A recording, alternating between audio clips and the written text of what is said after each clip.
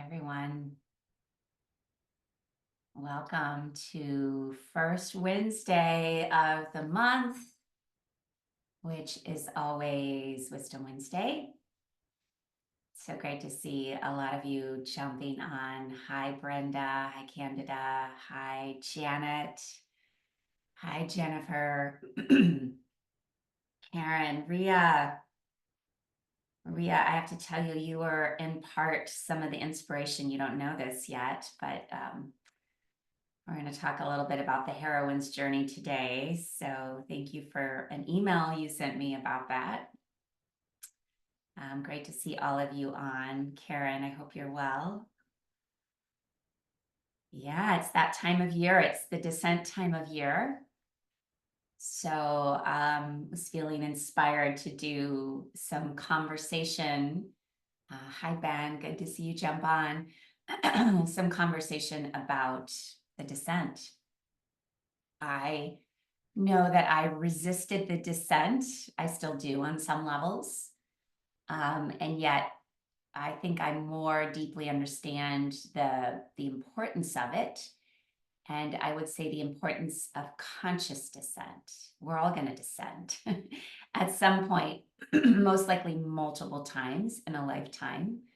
But when we're able to consciously descend, it's a whole different flavor than when life just takes us down. So that's what we're hopefully going to get in today. So really happy to have all of you here on, it's a cold day here. I don't know where you're located, but it's super cold where I'm at.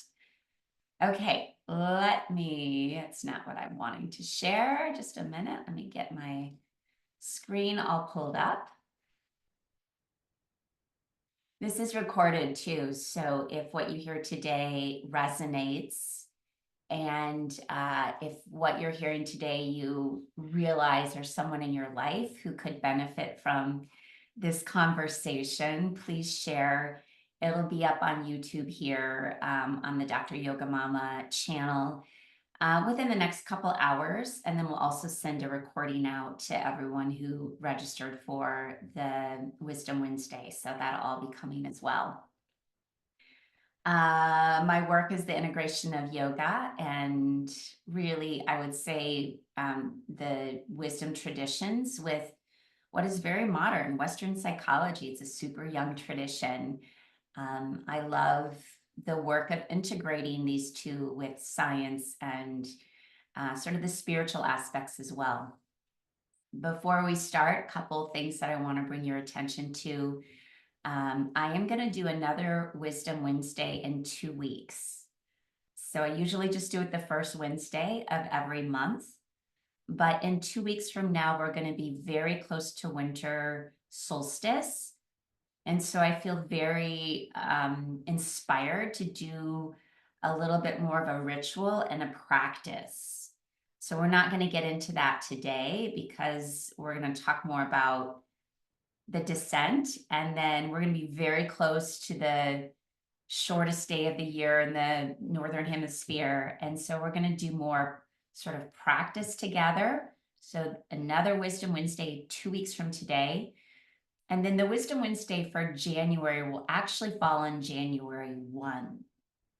So right now I'm thinking that I most likely won't do it, although who knows, sometimes I'm inspired and I just trust the inspiration and go with it. But that's another reason we're going to do 2 in December. And then who knows, we may or may not do one on January 1. We may wait until February. So just wanted to get you up to date on that. Of course, we always have yoga, the podcast. We're finishing up our 2nd season of the podcast. And just to put a little bug in your ear, we interviewed recently Sherry Salata, who was actually Oprah's executive producer for over a decade. And we had such a phenomenal conversation. So she's the last one of this current season. We'll take a little break and then start our 3rd season in 2024 or 2025. We are in 2024.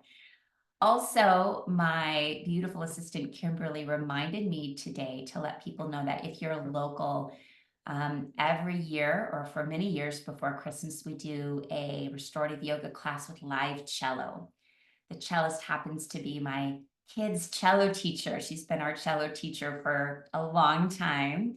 And so if you are local, December 22 is the date for that. And then, of course, I have a couple of retreats coming up, Greece and then Costa Rica.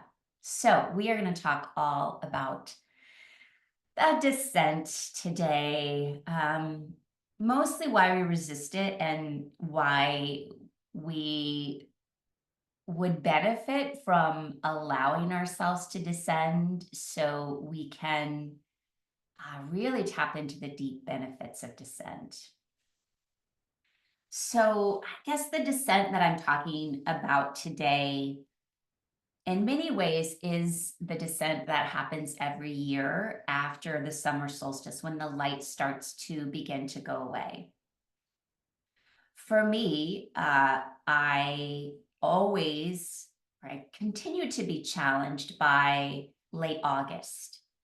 It's the time of the year when we really start to see the light going away. We can really start to feel it. I can really start to feel it.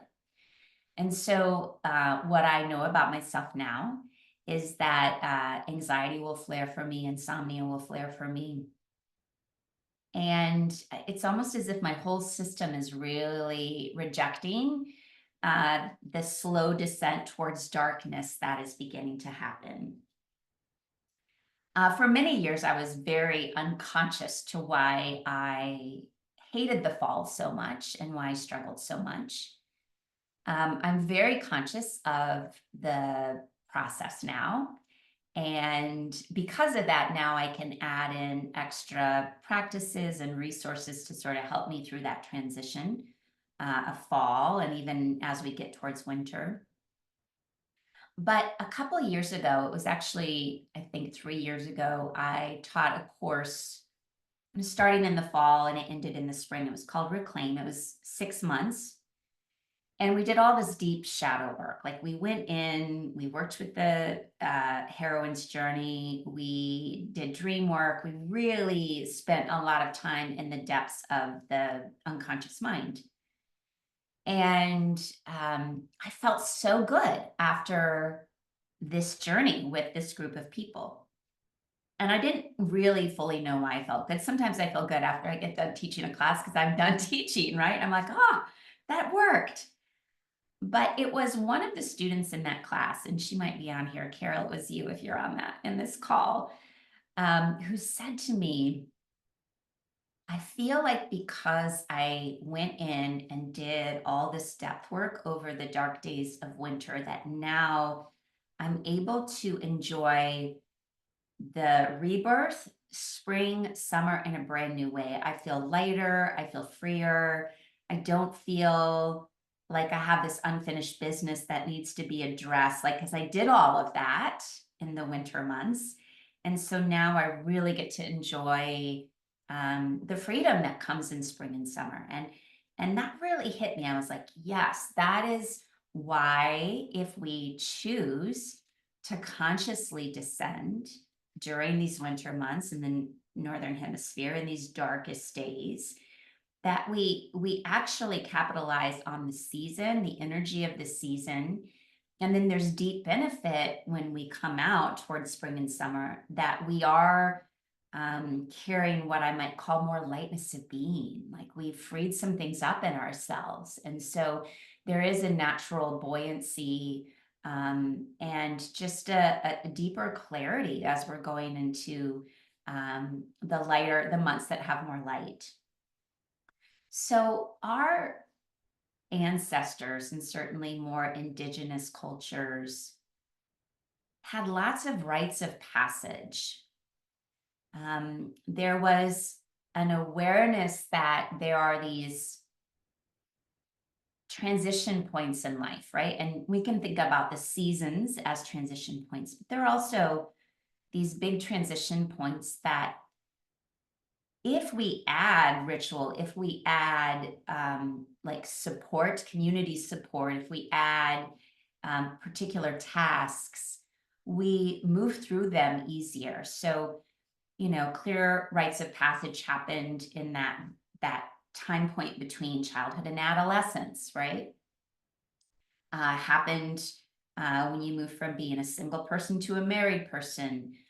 Births were rites of passage. Death was a rite of passage. So there were more tools to sort of guide us through these transition points. And more than that, and this is what I feel so deeply, there was support, there was community, there was a guide. We weren't alone in those transitions. And rites of passage always sort of went through these three phases, or these three phases were sort of key markers of a rites of passage, is that there was separation, meaning that you kind of separated yourself from the daily tasks of life. So if you were an adult, if you were moving from childhood to adolescent, you were often with your adolescent counterparts, and you were separated from the tribe for a period of time, and you went into some kind of a descent, some lessons, some tasks, some things you had to overcome. You move through those, and then you return back into life, but you are transformed. You are sort of a new being. So these really powerful periods of time. Now, we don't have these anymore. In fact, my daughter just transitioned into womanhood, right? And I told her that I wanted to do something special for her. I wanted to create like a rite of passage or a particular trip or something to celebrate. And the look of horror on her face was like, "What are you talking about, Mom?" Right? So I think that our whole culture is so devoid of ritual and rites of passage that even if we're given an opportunity for it, there's almost like a pushing away of it because it's in many ways so foreign to us.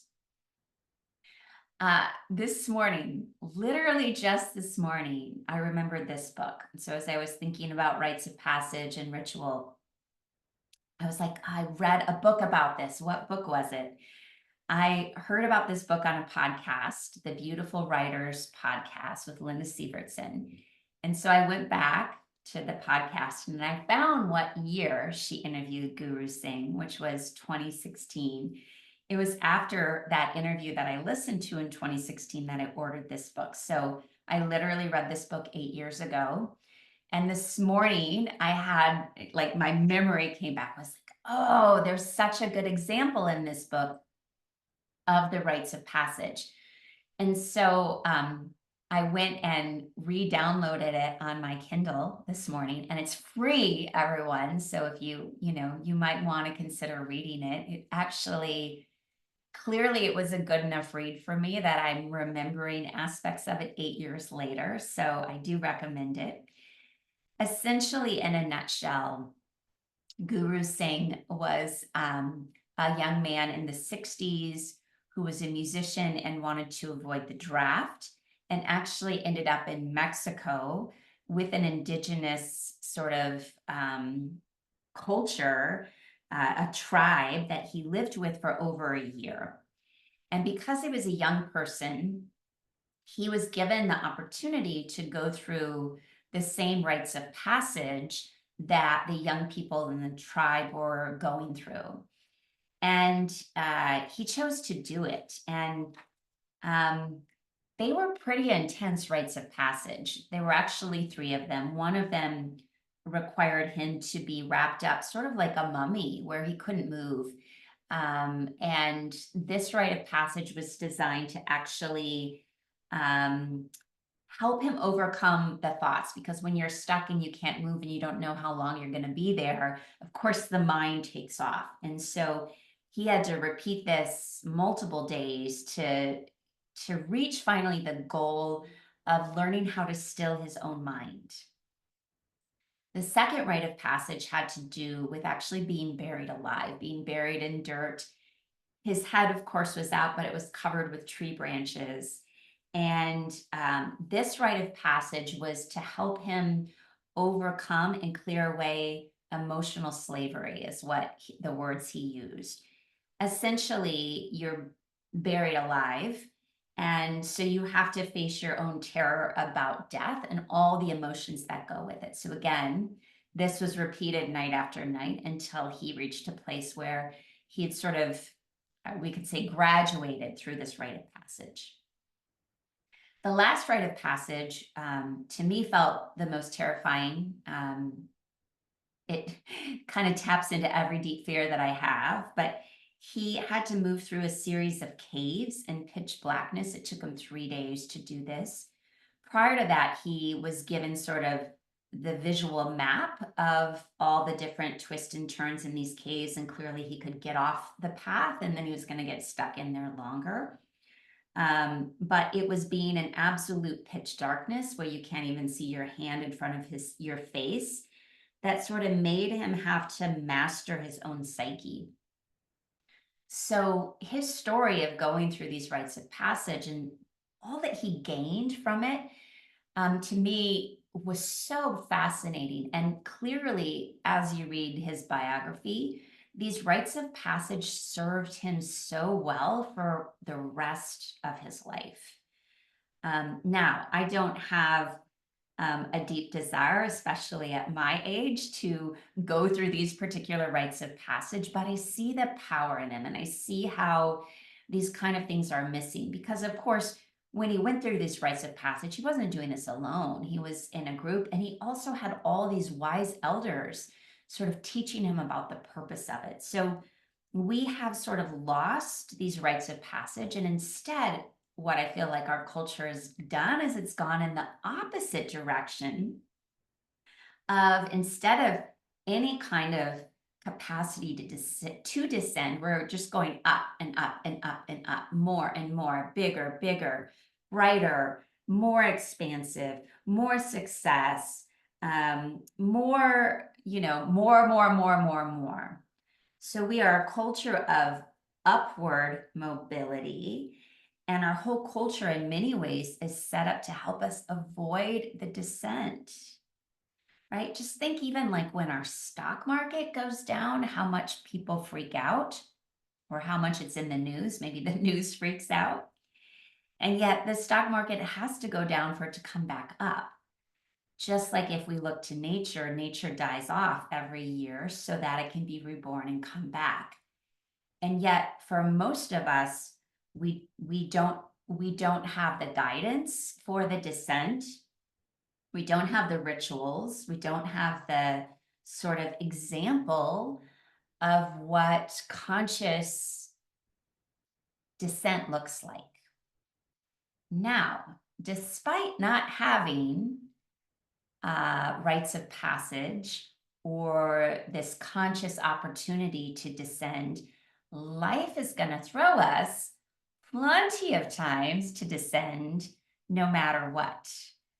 So, we can call this the dark night of the soul. We can call these initiations. I did a Wisdom Wednesday on the dark night of the soul, I don't know, a year or two ago. If you feel like you're in one right now, you can certainly listen to that. But this list of initiations, most of us have experienced these, right? We have been initiated into these dark nights. So life is going to inevitably bring us descent, and then we're going to have to deal with it. And, I don't think we can necessarily avoid that. But the point is, can we bring more consciousness to descent? And can we actually descend by our own volition instead of waiting for life to take us down? So there is a really famous quote by Jung, and I know probably many of you are rolling your eyes, because I swear in every Wisdom Wednesday that I do, I somehow bring Jung in, but he's been such a teacher and continues to be a teacher to me. But it's this idea: until we make the unconscious conscious, it's going to direct your life, and you will call it fate. So what Jung means by this is that unless we consciously and deliberately wade into our own unconscious, into our own shadows, into our own depths, down towards our own soul, life is going to throw us all kinds of opportunities to go down, and we will just call it fate, right? Versus saying, no, I'm going to consciously go in and down right now. I'm going to consciously go in and work with my shadow. And I having experienced them both ways, I mean, certainly having these kind of initiations where they feel a bit like a shock, sort of like, oh shit, how did I get here? Certainly you can get through them, but you're also dealing with sort of the trauma and shock of what happened. Or you can make a conscious choice to go in and down. I'm going to go in and I'm going to actually deliberately wade into my depths, and I'm going to work with what's there, and I'm going to reclaim the aspects of myself that have been splintered off. It's like, you're doing it, so it doesn't have the same sort of shock value. And potentially, I mean, I think this was part of Jung's idea, is that we're consciously doing it. We may lessen our subconscious's need to give us one of these things, right? Potentially. So there is something powerful about choosing to do it yourself. Now, I also have seen this in my own life. I teach from my own personal experience, but I've seen it in a lot of clients I've worked with as well, that when the dark night of the soul hits, we can get stuck very much in a vicious cycle. Like we get stuck in the descent. So a good example of this would be actually addiction. Addiction hits, and then you get stuck in a repetitive pattern here, and it's like you get stuck in the suffering, right? So the descent happens, and then you get stuck down there. We're not meant to stay in the darkness indefinitely. Like, we're meant to always rise back up. But if we get sort of stuck in these spots by life just giving us this thing, we can get in this vicious cycle. Another example of this might be, you find that you consistently keep finding yourself in the same kind of toxic relationship, whether it's a friendship or a job situation or a romantic relationship. It's like, why do I keep drawing in this sort of narcissistic energy into my life? Or why at work do I keep choosing jobs where they don't really tap into my true genius? So we get stuck in these loops of suffering. We could also talk about that as sort of stuck in this victim mentality. And I think that these vicious cycles happen more often when we're initiated by fate, right? When these things just keep happening to us, and we're not bringing our conscious awareness to it, versus when we choose to go in and do the inner work, we may not be as liable to get stuck in these vicious cycles. So what we know about the descent is, when we choose to descend, or when life gives us an opportunity to descend, what we meet is our soul. So the soul always descends. So we could think about that there are several aspects to our being. We have a body, we have a soul, we have a spirit. Our soul is sort of, we could think about it, the link between our body and our spirit. So our body's the very human aspect of ourselves. Clearly, the body dies. The soul is sort of the essence of our humanity. It's our personality, it's our mind, it's our will, it's our emotions. And it also contains, our soul is what also shows us our purpose in this lifetime. We're in this body at this moment in history for a certain reason, and the soul is sort of the guide to why we're here in this particular body. Whereas the spirit is definitely more the immaterial part of us, the aspect of self that rises towards source, right? So spirit is much more related to the element of air. Even the word breath means spirit, right? So it's very much air sort of rises. Whereas if we are wanting to make deeper contact with soul, we have to descend. We have to go in, we have to go down. So soul is very much connected to the elements of water and earth. And I just listened to a phenomenal podcast with a brilliant thinker named Michael Meade, who's a Jungian and sort of just a wise elder. And He said something that really resonated with me. He said that water is the element we need most right now, collectively and individually. And of course, the water element is the element of related to our emotions. So we're needing to feel more, we're needing to be in touch with our emotions. And water always moves down, right? It moves to the lowest point.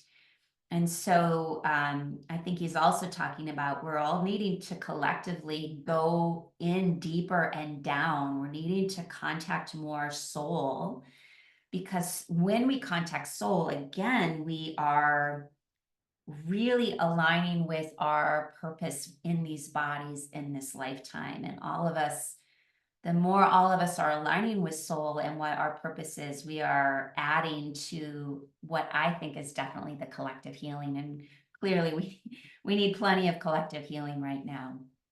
Now, the other interesting thing, I made this connection after listening to Michael Meade, that the descent to soul is the element of water and earth, and that aligns Ayurvedically with what's called the Kapha dosha, and it's related to the winter season. So this idea that I've been really playing with for many years now of the winter is the time to go in and down, and is the time to contact soul. We are not as engaged in the outer world. It is the time to pull inward and really meet soul. Lines up very well with Ayurvedic principles as well. So this is, y'all, this is the time. I often am, for years, I noticed that I get a little bit cranky about all of the activities pre-holiday, right? The shopping, the buying, the parties, the doing, the going, because it actually goes against so much of our natural tendency to go in and down, to find soul, to find the quiet, to find the dark. These are the days to beginning to be doing this. Okay. If you've already felt a little resistance to this topic, I want you to know you're not alone. I shared at the beginning, I have a long history of working with my own resistance to my own descent. And I have consciously descended and I have unconsciously descended, right? Meaning that life has thrown shit at me that I've had to work through that has been somewhat traumatic, right? So the descent inevitably can feel very foreign. And so I want to just help all of us understand why that is. So I think collectively, we all in general are going to resist descent. And the first reason is that we don't know it. This culture that we are living in, right? It is a fire culture. And what I mean by that is our culture is all about moving up and out. It is about staying high, staying bright, staying productive, doing more, staying light, staying positive, achievement mindset, right? Like it's all this like, stay in the light, stay in the light. But the deal is, if you stay in the light and the fire for too long, you burn out. And how many of us have burned out? I mean, I've burned out many times, right? So if we stay in the light, if we stay in the fire, if we stay in the doing, if we stay in the productivity too long, we literally burn out, right? So we actually need to leave the fire for periods of time and go in and down, go into earth, go into water, move into the emotions, move down. But again, our culture doesn't provide us examples, encouragement, rituals, or even guides for how we do this. So of course, we only believe that we should stay up and bright all the time. Now, the other reason we really resist descent is that our ego hates it. Ego hates to descend. I start by just sort of helping remind us of what the ego is. I get very frustrated sort of with the Instagram culture that often gives the wrong idea that the ego is something to destroy, to kill off the ego, to, you know, get rid of the ego. We need our egos. There's a good reason we all have ego. Ego is essentially our sense of identity, right? And it starts to develop in adolescence and early adulthood. That's really when the ego is starting to grow and develop. And we need it because it helps us understand who we are. It helps us find our place in the world. It helps us become a productive member of society. There's a real purpose to the ego. I live with 3 teenagers. Actually, one of my teenagers is off at college now, but this is really the time that the ego starts to grow and develop. And yeah, it can be really challenging. And I see it as necessary. Like, I understand sort of some of the ego trips I see in my children as a necessary part of their development. Now, our ego is really important. And there reaches a point in our development, usually in midlife, when the identity and the roles that we've created for ourselves sometimes start to fall short, or we start to question, is this all there is? We start to go through some ego death, some natural ego death. This is often what the midlife crisis is. And it's actually necessary. Like, we needed the ego in our 20s and 30s to be productive, to understand ourselves. And then often in our 40s and 50s and beyond, these aspects of who we thought we are need to die off so that our true, authentic nature, really essentially our soul, can come forward and live a more authentic life. So when we are in this descent process, the ego really rejects it, because the ego is designed to help us resist change. The ego is designed to make us feel safe, to safeguard against losing ourselves, right? So the descent feels really especially scary to our ego, to the aspect of ourselves that has this need to be in control.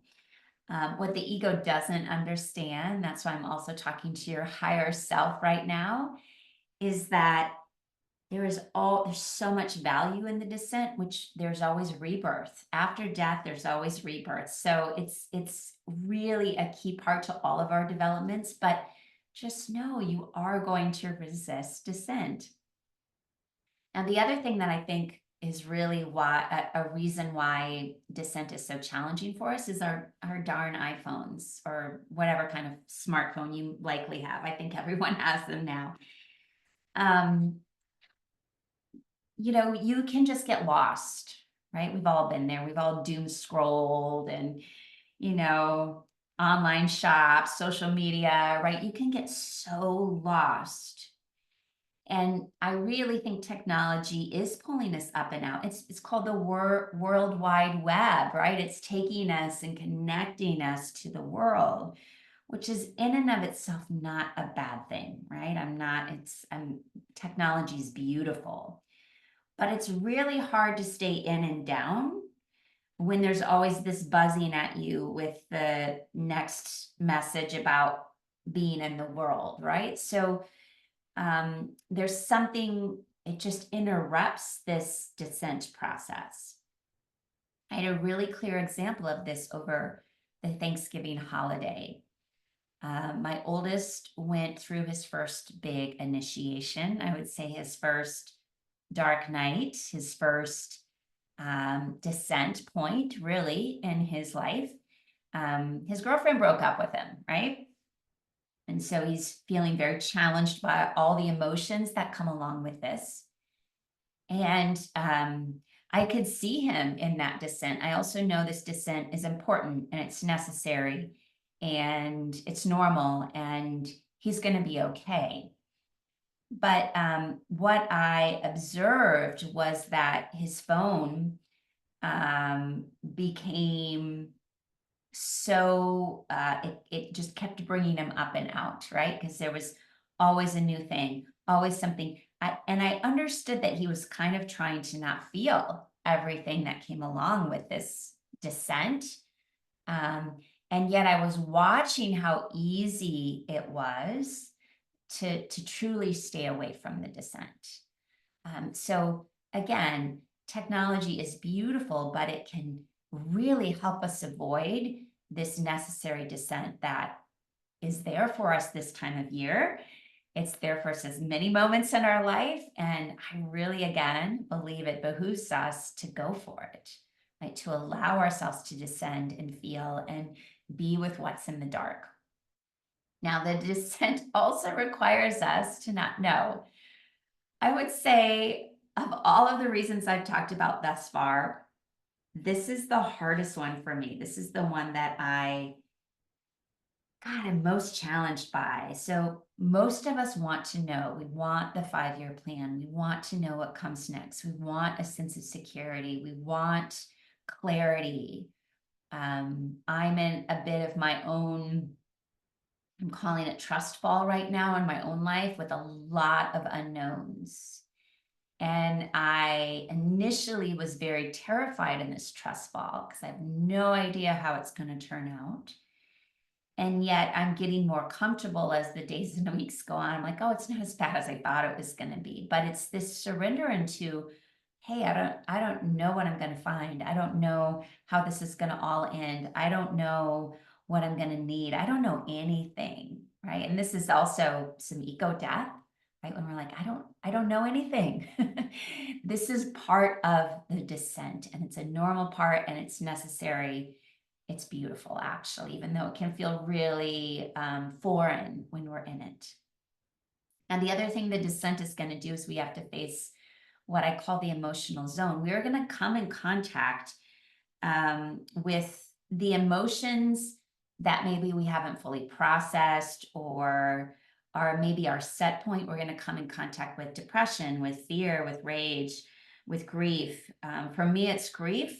I know I have a huge layer of grief inside, and it's almost like I have to move through that grief to get underneath it. What's underneath it? Soul is underneath it, right? Meaning, purpose, presence is underneath it, but we have to feel the emotional zone to get to the soul. Okay, enough about what's hard about the descent. I'm not sugarcoating it, it's hard. But there are so many gifts in the descent, and everyone, I'm sure, on this call, because most of you are in the midlife or above, most of us on this call, we've had deep initiations. We've had the dark moments. We've had the challenge, the loss, the betrayal, the breakups. We've had all of it. And so you know the truth of this, right? There are deep gifts. We find our soul. We find the meaning and purpose we're here for, right? Again, that's what soul is about. It draws us to our meaning and purpose. I also think that when we are connected to our soul, we carry a presence. We show up with a genuineness that you can really feel. So I want you for a moment to think about people in your life who you know they really are deeply connected to soul, and how just their presence speaks something to you. Just being in their presence feels good because they have done this descent work and they are in deeper contact with their own soul. It's a really powerful experience to be with someone who's not afraid of their own depths and darkness, right? It's a powerful experience. We also get to, in the descent, connect more with our imagination and our creativity. This is what I'm really learning right now about my own trust fall. That started for me a good month, maybe 6 weeks ago, maybe longer. That there is a creative burst in me, and there's an energy in me that I hadn't had for a while. Again, I was very terrified of my own trust fall. Once I took the steps to engage it and to move forward, then I was like, oh, it's okay. It's not that bad. And now what I'm feeling is a lot of creativity and imagination. You know, Einstein said imagination is way more powerful than knowledge. And it is in the trust fall, it is in the descent, it is in the liminal spaces, it is in the dark that we start to engage with the fact of all the potentials. There's so much potential. There's so much potential for new birth, new ideas, new projects, new creativity, new relationships, new in this descent piece, in this liminal space. So I think imagination comes alive. So if you felt really dry is the word that comes forward for me. If you felt like you've been quite disconnected from your own creative life force, I think descent is a necessary piece to reconnect us to, we're all creative. We all have creative ideas constantly, the potential for them in us. But if we are sort of stuck, I would say, in our safe comfort zone, we often can't sink into that imagination. We also feel way more alive in the descent, because we're in the process of transformation. Real growth occurs in the dark. When I learned this factoid about when children grow, you have children in your life, children grow when they're asleep, when they're in the dark, when their eyes are closed. This is when children grow, right? They don't grow in the light of day, they grow in the dark of night. So for all of us, our growth really happens when we are in the dark, when we are in the descent, when we are in the midst of our own shadows. And the other major gift of descent, and sometimes we do forget this when we're really in the descent or we feel like we've been in the descent for a while, we get to rise, right? You always rise up. This is the aspect of life. You go down, you come back up. So there is always a rising. That sort of phoenix rising energy does eventually come. Now, I was reflecting as I was getting set up today that it was just a month ago. I'd taken off a couple months from Wisdom Wednesdays. And then it was a month ago that I woke up after the election and this was scheduled and I was going to do a guided meditation. And I was like laying there thinking like, I can't do this. I don't know what I'm going to say. I don't know how I'm going to do this. So that was just a month ago. I do truly believe that our generation, all of us who are incarnated in bodies at this moment in history, that there is sort of this collective rite of passage that is happening. Yes, there are clearly many pressing problems in the world, but I do believe that if we're going to solve any of them, it requires first a transformation of self. That when all of us work to descend and meet our soul, connect with our purpose, connect with our reason for why we're in these bodies at this moment in time, then we can add our unique talent, our unique skill set, our unique perspective to the shifting and healing of the collective. So I do think healing, regeneration of the collective is always going to be found through sort of this radical reorientation or reconnection or willingness to look inward, go in and down in each of our own lives. So I do think this is one of the ways we work to heal the collective, is we work to really first heal the internal. So this leads me to sort of start to tie some things up. I have been studying for many, many years now. I've always been a big fan of Joseph Campbell. First met him in, not truly, but met his work in graduate school, and have watched his PBS specials and read much of his work. And so this idea of the hero's journey always really appealed to me. Also, his idea of follow your bliss, right? These concepts have always really resonated with me. And then it was a couple years ago that I happened upon a book by Maureen Murdoch called The Heroine's Journey, which she was a student of Joseph Campbell. And she went to him at one point and said, I think your hero's journey doesn't quite work for women. I think we have a different process. And he sort of read her work, and I think he blessed it in his own way. And so there are these sort of two different paths for what we might say to find our soul, to find our essence. It's the hero's journey and or the heroine's journey. And I actually really believe, the more I've studied and lived into this, that no matter our gender or how we identify, that we will inevitably be given the opportunity or the initiation point to take a hero's journey and also the heroine's journey at some point, or many multiple points in our lives. So to simplify this, I'm really, really watering this down, because both of these journeys, whether it's the hero's journey or the heroine's journey, have many phases in it, sometimes up to 10, 12 phases. But to really simplify how they differ, both of them, I do think take us closer to our authentic nature. They just do it in different ways. The hero's journey is about going up and out. The hero receives the call in the world, and they have a conquest to achieve in the world. So they go out into the world. They leave sort of they're initiated, they leave their home, they go out into the world, they slay their dragons, they complete their tasks, and then they return home a different person. So I would say my first personal hero's journey was when I went to college.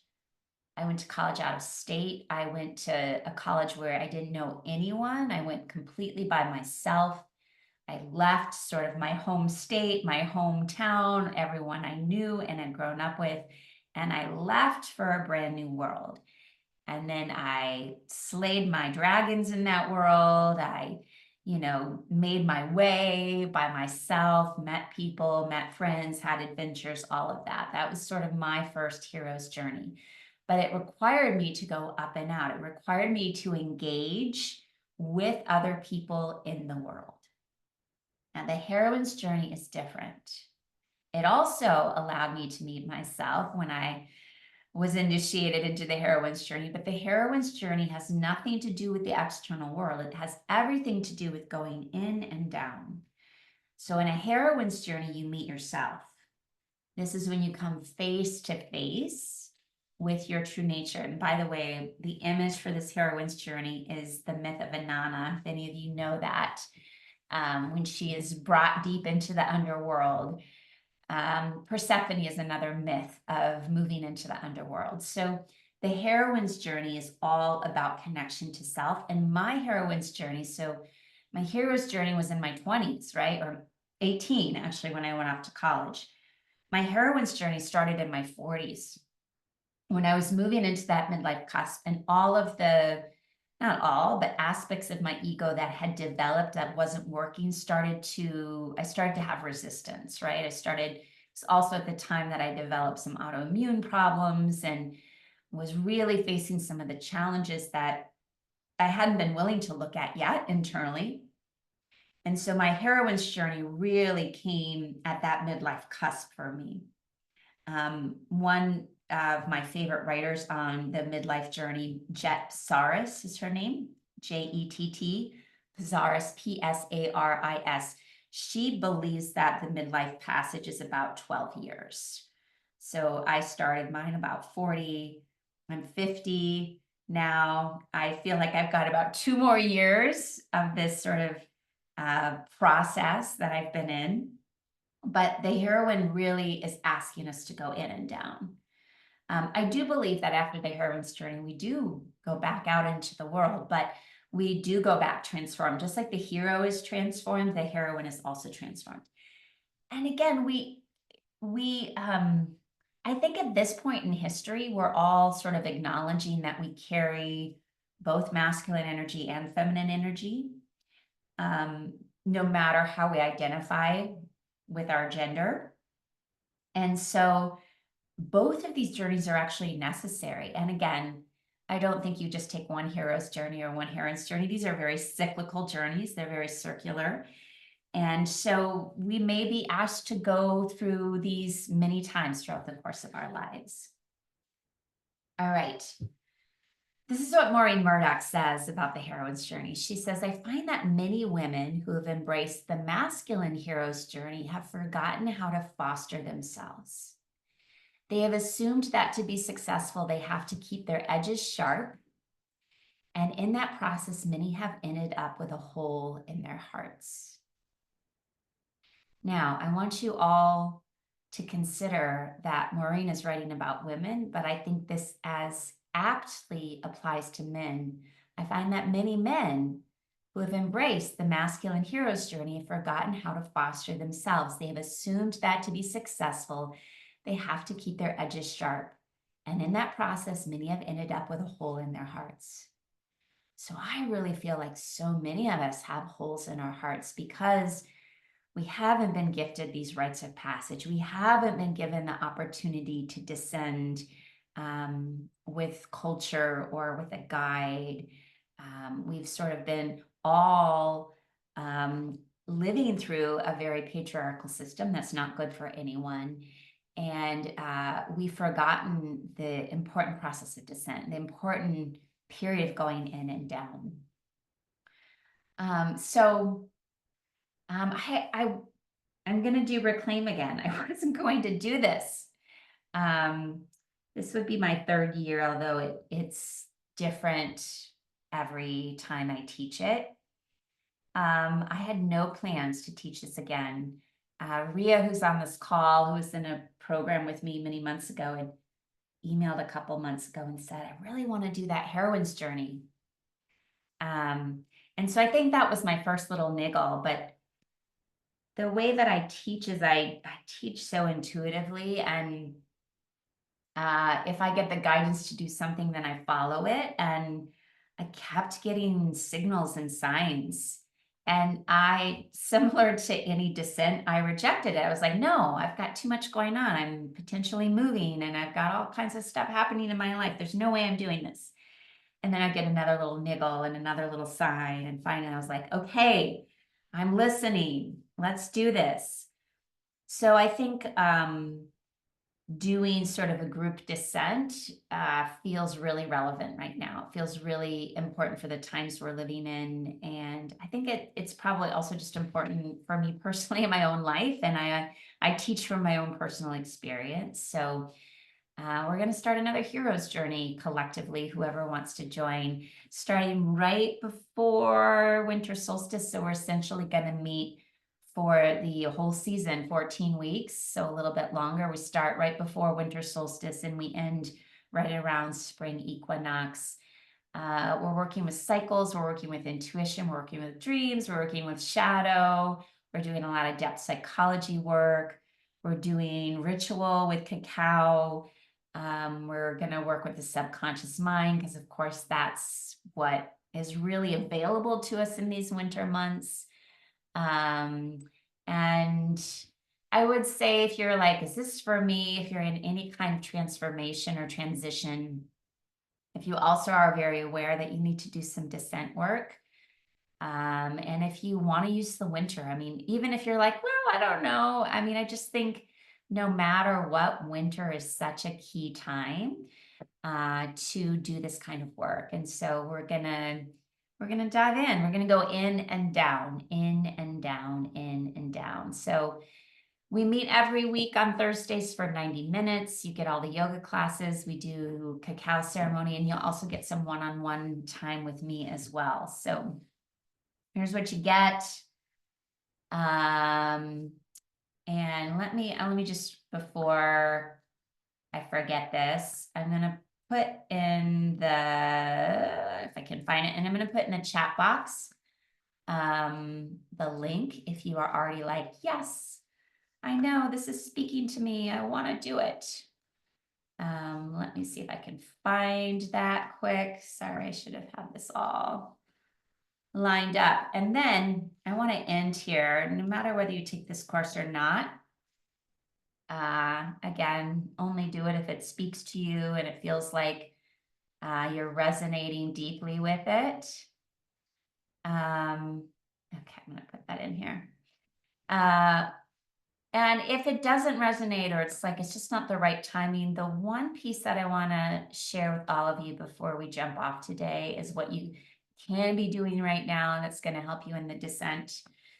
It's going to help you with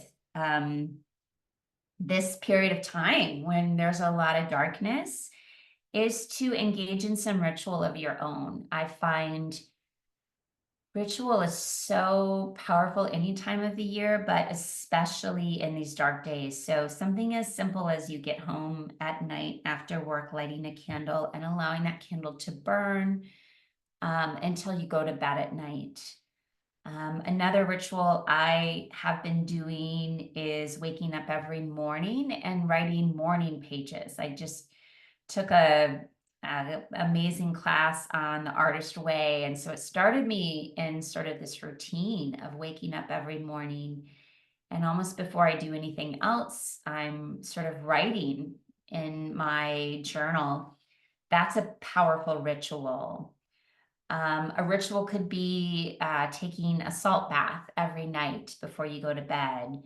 It's something you repeat hopefully daily, often at the same time. I think ritual is really helpful when we engage it at the same time every single day. It could be meditation if you've got a meditation practice that maybe has died off. Maybe in these winter days, these dark days, recommitting to, I'm going to commit to 3 months of daily meditation, but it's a consistent sort of ritualistic engagement that I think is really healing, especially this time of year. So that's all I got for you today on Wisdom Wednesday. I hope this is helpful. I know for me, these dark days are hard. And so I know I'm not alone in that when I talk about it. So felt really important to sort of just offer, if you know that you're on the descent and you're struggling, that you're not alone and that there are some mile markers. There are some points of reference that I think are really useful. I'm going to look to see if there's questions. I'm going to stay on as long as I need to answer any questions. And otherwise, much love to all of you. Please come back with me in 2 weeks. And we are going to do some ritual together, some collective ritual, do a practice. And we'll sort of engage collectively and just sort of honoring this, the darkest time of the year. We're really reaching that cusp point. And I think it's always helpful to do some things with other people in community, even if it's online. The other reason I am doing this course online is because honestly, it's really hard. Do you feel this? It's really hard to leave. For me, it's really hard to leave my house after dark, and it's dark at 4:30 now. And so there's something about being able to still stay connected with people without having to leave the house. So I do think, I think there are times when online stuff, I want to just be with people, but this is sort of a time of year that we can have the best of both worlds, staying sort of hunkered down in our own home, but also still having that connection. All right. Thanks everyone for being here. Yep, it's virtual. Yes, some of you people who've been in Reclaim are saying, yes, it was a good experience. Thanks. I didn't encourage them to come on, but thank you for that. Lynn asks a really great question. Do I write before or after I meditate? Usually I do it after. So my routine is I wake up, I pee, I get back in bed, I sit and I meditate for 15 to 20 minutes.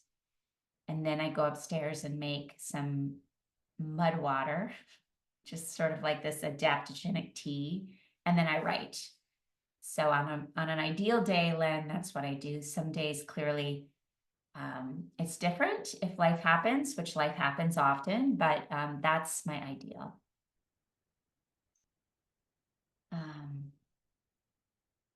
Thanks, everyone. I'm so glad that this resonated. So often I put these things together and I think like that. I hope this I hope this resonates with someone. So I really appreciate you all saying that it resonates.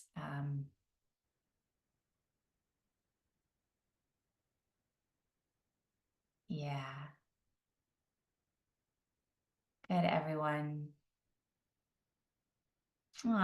Thank you for all these comments. They just really warm my heart.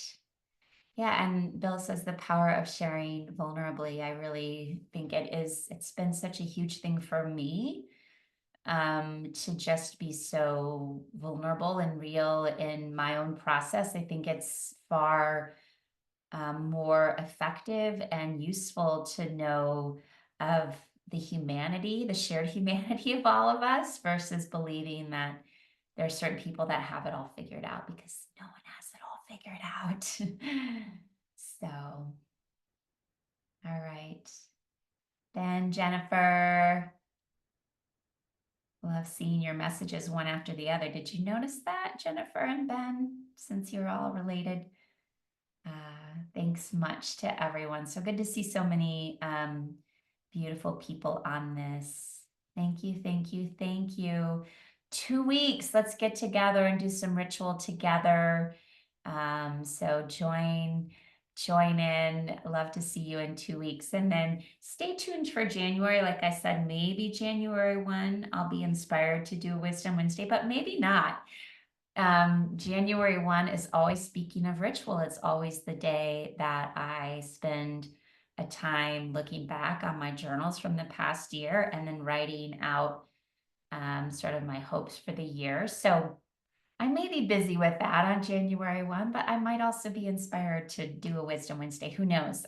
It's sort of like, if I get the knock, I do it. If not, I don't do it. So Michelle, we do have the page for Reclaim. I'm going to put it back in here. I'm not sure it's completely linked to the Dr. Yoga Mama website. It's sort of standing alone right now, but you can access it there at dryogamama.com/reclaim. You'll find it. So, okay. Beautiful. Thanks everyone for joining today. We'll see you soon.